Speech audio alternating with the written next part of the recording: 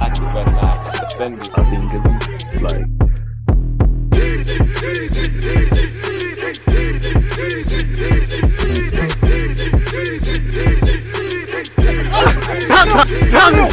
People deluded, I'm back again. Come on, Ian, man. Come on. Big up Ian Wright for that one. People deluded, I'm back again. Another deadline day video from myself. As usual, to my regular supporters, one love for tuning in. I appreciate you lot each and every time. If you're here new or if you're a regular viewer, please make sure you're subscribing, you're smashing the like button. And as usual, whether when this video premieres or also a comment after, let me know your thoughts on everything we discuss, any questions, etc. It helps the YouTube algorithm. One love for tuning in. Now, as the window draws to a close, spoiler alert, and there's another hours left. I do want to see Lokonga out of here on loan, and I do want to see Cedric gone. But I think Arsenal might say, do you know what? Timber's been injured.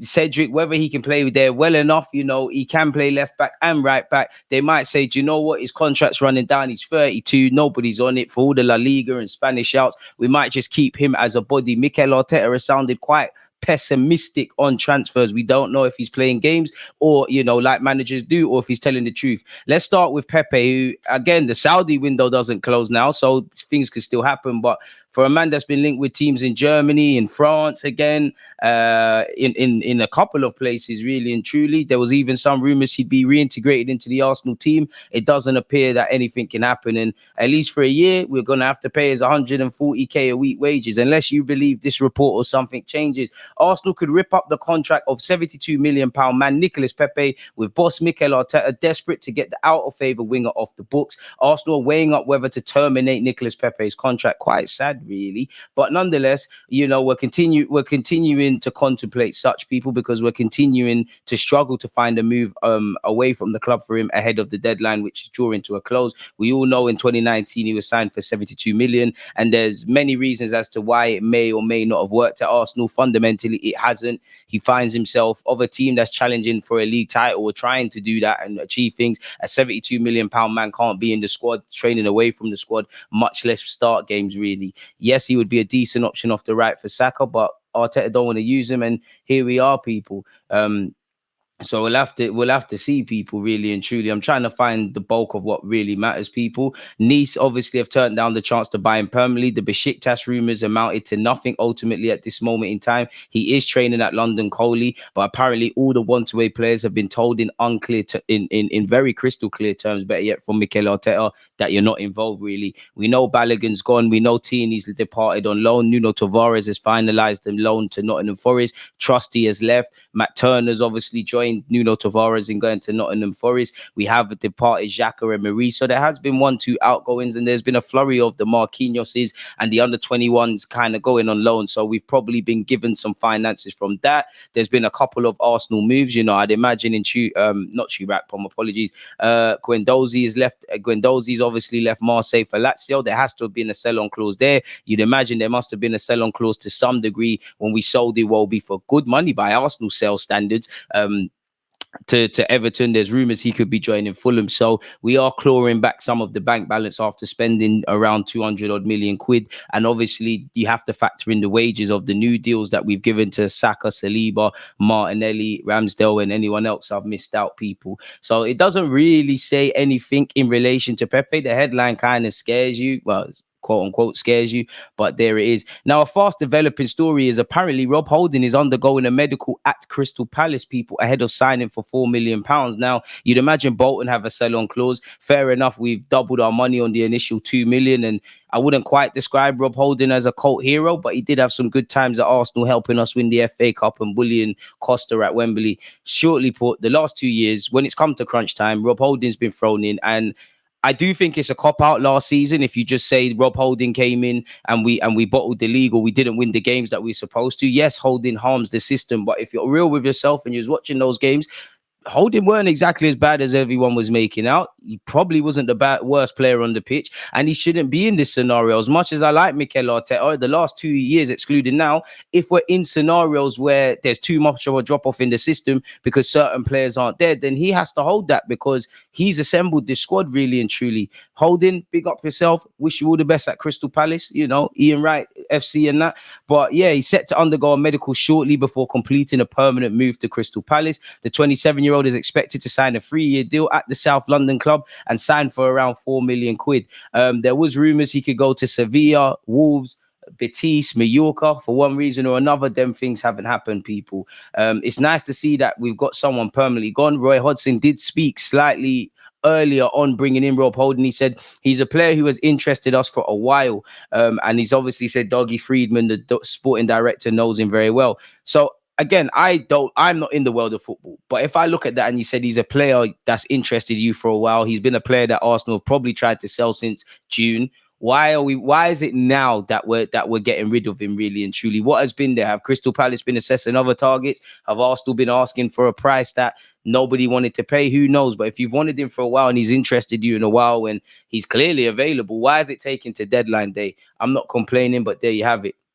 He then went on to say, we're working on the basis that you can't have too many quality players in our squad. If he was available and it's a deal that's doable, I'd be very happy to work with him. Our squad is not that massive. There is a space in a 25-man squad for another player. If it could be Rob, we'd be happy with that. And, you know, 2 FA Cup victories, 3 Community Shields, English Super Cups, as I refer to them as, 162 appearances for the club. You could leave with your head held high. You've been a success, personal success at Arsenal. Whether you've been the guy, who knows? And I do wonder, where would Rob Holding have been when he was really... There's been times he's been in really good form. And I look when he got his own long-term injury, I think we played against Man United and he had an unfortunate clash with Rashford. I wonder how good he would have been if that never happened. And if we're real with ourselves, Rob Holding's best moments of Arsenal have come in a back three. Now, clearly a back three doesn't mean you're a bad defender or anything like that. But typically, if managers are deploying a back three, it's either to enhance the attacking quality further forward. It might be because collectively they don't believe in the whole 11's ability to defend,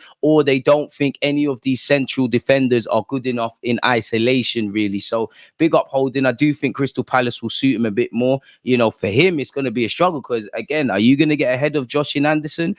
If he's still there, or is he at Fulham? I don't know. I think he's at Palace. Forgive me. Are you going to get ahead of him? Are you going to get ahead of Mark Gurr? I'm not too sure. So there's competition. He signed a 3-year deal. So within the next 18 months, he might angle for a move away. But you would think under Roy Hodgson and at Crystal Palace, with the greatest of respect, there's less emphasis on, you know what, to be fair, in the modern day, you have to play out from the back. But there's less emphasis on playing out from the back and all of that sort of stuff. It's more organic, traditional defending. And Rob Holding could thrive in that. And they've got a couple of English lads in. Holding's walked through the door. And obviously they've got Dean Henderson. So yeah, big up them, man, in that regards. Once again, the interest in Holding's been confirmed. Again, apparently, you know, not only with Rob Holding, we're working on getting Lokonga gone. We're trying to secure a deadline day move away for the 23-year-old. Apparently, we're in negotiations with Luton over a potential deal, people. Whether he accepts that is another thing, people, which... End of the day, you'd play a lot of games, really. Again, medical is ongoing for Rob Holding at Crystal Palace, says Romano. Done deal, and here we go for 4 million. Permanent transfer for Arsenal for the centre-back who preferred move to Palace over La Liga proposal. So maybe he wanted to stay in the Premier League. Maybe he wanted to stay in the country, people. Once again, Crystal Palace are the favourites to sign the 27-year-old. And to be fair, we rejected a £2 million bid from Besiktas. For someone that's played, you know, won a couple of trophies here, played 162 times, you would have thought at least a little 10 million, especially Crystal Palace. You lot got bread, really and truly. You're a Premier League club. I know you haven't really got any significant sales because Elise didn't join Chelsea and Eze's still there, but who knows? Technically keeping up the theme with Crystal Palace and Arsenal, apparently Luton Town have asked for Albert Sambi Lokonga on loan. Their club director has confirmed. Allegedly, negotiations are ongoing with the player side as Arsenal are happy to accept. So if Luton want him and Arsenal want him to go on loan, it's all up to Lokonga. And they have been linked with Donny van der Beek. So I don't know if they'll change things. But for Lokonga, I hope if you stay, you look like the Yaya Toure that company said you're the next version of, you know, but you face the prospect of not playing. And I don't think you're going to get into the Belgium side. You're definitely not if you're not going to play football. There's Jorginho ahead of you, Havertz ahead of you, Declan Rice ahead of you, Thomas Partey ahead of you, El Nene ahead of you, the Smith Rowes, the Fabio Vieiras, the Odegaards, people that can play as false nines all ahead of you. I'd love for you to show your quality. I always said, I think there is a player in Lokonga, but I just think that something has to change. I don't know what it is, but something has to change to get out of you. And End of the day, potential isn't nothing if it's not applied, let alone applied consistently. We've already spoken on Nuno Tavares in a previous vid, so go and check that out, people. 17 hours ago, Romano said Nuno Tavares' loan has been signed now between Forest and Arsenal with new details. Understand the loan fee is £1 million, buy option of 12 million, but also 3 million extra in add-ons for Arsenal. I don't know what that means. Told buy option clause could become mandatory if certain conditions are met. I don't know if that means if Nottingham Forest were to qualify for certain competitions, if they were to win certain competitions, if he was to make X amount of appearances, or if they were to stay in the Premier League, really. But mandatory is music to my ears. I wish all of these players the best, really.